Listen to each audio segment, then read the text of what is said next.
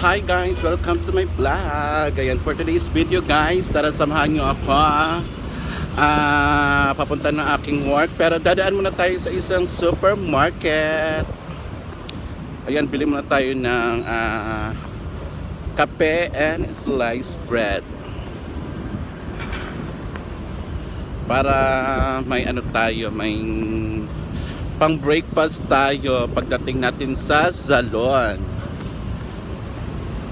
Samahan nyo muna ako, bibili tayo ng eto lang naman, tapat lang naman halos ng salon namin. Ayoko na pumunta doon sa malayo kasi para dire-diretso na ako sa pag ano po.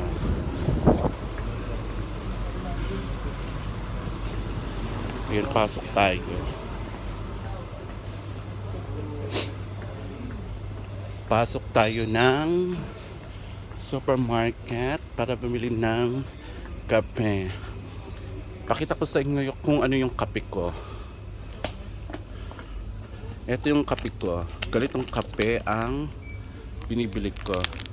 Nescafe. Yung ano siya, dirty white ang color. Ganito yung gusto kong kape eh. And then bili din tayo ng sliced bread.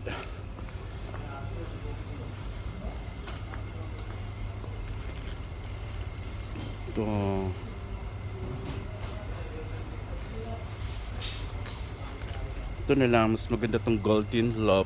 Itong sliced bread ang binibili ko. So update ko kayo guys paglabas ko dito. Ayan, nakalabas na tayo ng supermarket. Actually bumili rin pala ako ng saging para sa aking potassium. Medyo mainit na ngayon ang panahon. Alam nyo ba guys, sabi nila sa Lunes daw magdodoble daw ang init. Kung ano yung nararamdaman naming init na panahon ngayon, sa darating daw na Lunes is magdodoble daw ang init ng panahon. So kailangan natin magdala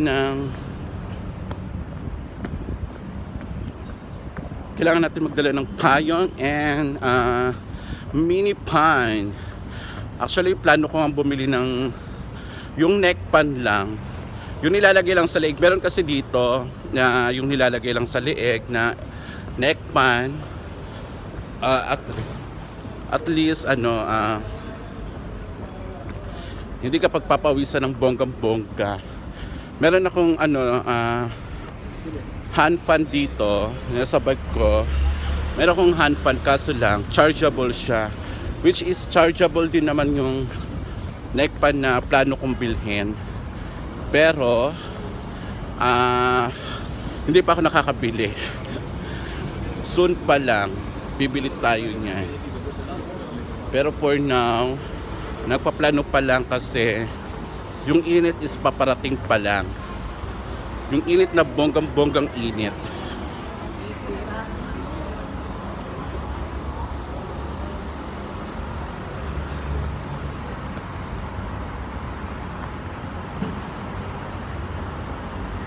Ang daming ano dito oh, daming mga bagong bukas na shop.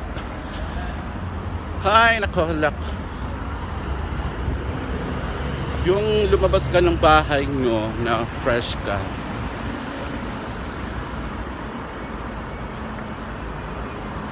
tapos paglabas mo ng bahay mo, ngarag ka na.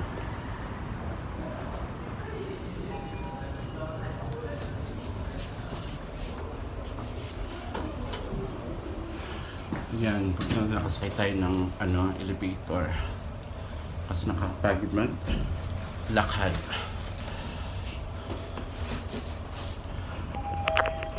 Ang init, tignan mo, pero papawisan na ako.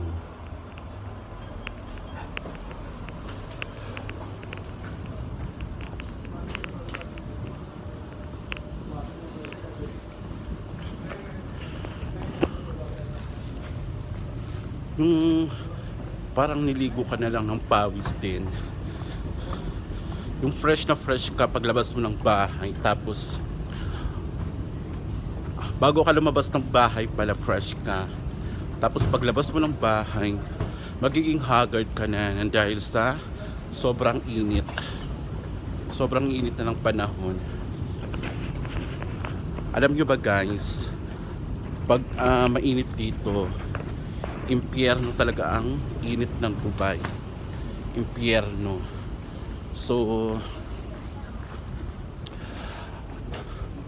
yung yung kaartihan mo sa, kunyari kung maarte ka lumabas sa Pilipinas dahil mainit, dito dahil hindi ka makakaarte.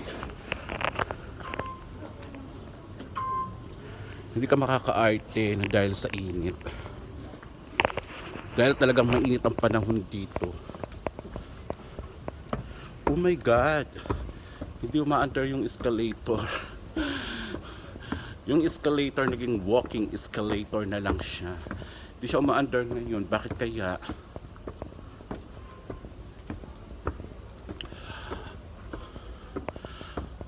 Ay nako.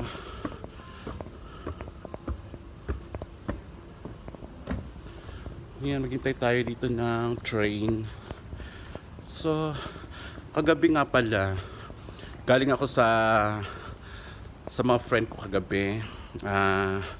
Naki-birthday kami ng mga friend ko. So ayun, movie tayo ng nakainom, lasing, pero hindi naman yung lasing na lasing, pero at least nakatulog tayo ng bonggang-bongga.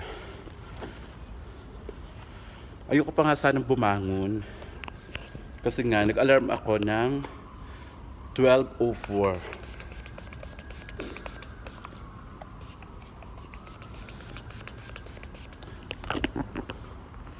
Mag-perfume tayo kasi ang daming taos na train, and then yung mga katabi natin baka maamoy tayo, masabi nila na ano ba to, Pilipino pero may amoy, hindi mo lang mag-perfume. So para hindi tayo nila masita na pa yan, Pilipinong-Pilipino tapos may amoy. Kilala pa naman kami dito mga Pilipino. To be honest guys, kilala ang mga Pilipino dito na perfect hygiene. Kilala kami dito na malinis kami and mabango kami. Kaya panindigan natin yan, tayo mga Pilipino. Ay nako, super init talaga. Eto pakita ko sa inyo. Meron akong mini fan. Eto, mini fan ko. Ayan, mini fan ko siya. Eto yung pang ano ko sa inyo. Kaso lang, hindi ko siya maggamit ng ng full dahil nga minsan eto nagbibideo ako, gumagawa ko ng nagbibideo ako tapos may hawak kong bag, may hawak pa akong hand carry bag ko.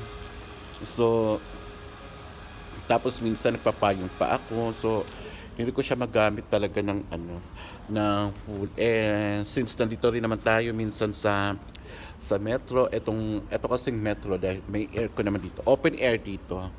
Open air, so may aircon siya. Tapos hindi siya mainit. Malamig ang train station dito. Pwede ka nga matulog dito eh. Alam niyo ba nung mga panahon na umulan ng ilang araw, yung mga taong na-trap dito sa metro, sa train station, hinayaan na lang ng mga pulis na makatulog sila dito kaysa umuwi sila na super baha. Ayun, so 2 minutes na lang, darating na ang train. So mag-ready na tayo. Isutan natin ang ating bag. Ayan.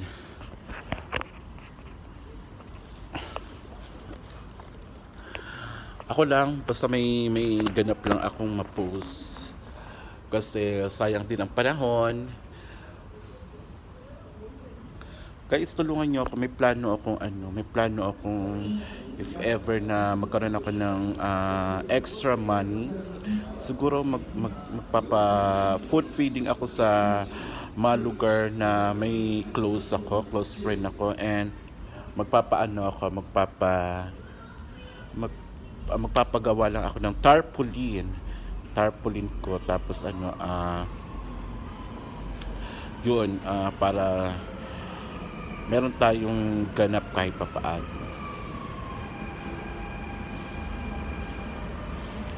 Magpapa feeding program tayo sa mga lugar kung saan pwede. May mga kakausapin ako, mga friendship ko. Napaparating na yung train. May mga kakausapin ako, mga friendship ko, na pwede nila ako matulungan sa mga ganyang feed program. And makikisuyo tayo na merong gaganap or merong gagawa para sa akin.